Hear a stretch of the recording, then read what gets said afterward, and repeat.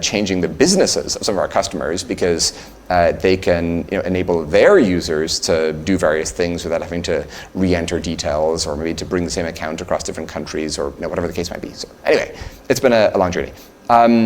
And the reason it was a long journey is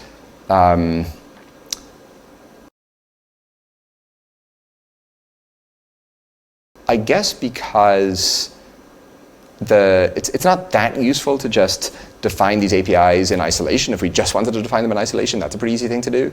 The thing that's difficult is to make them interoperable with all the existing things at Stripe and to build translation layers and so forth. And then to figure out with our customers what a sensible upgrade path might look like, because we control our code base, we don't control theirs.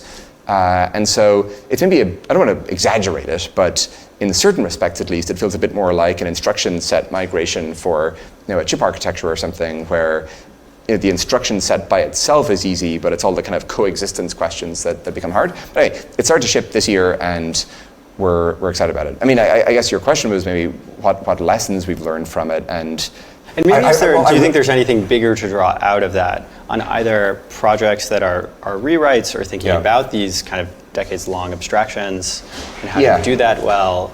My trite answer to that is to unify everything you can plausibly unify. And how did you test design ideas for V2?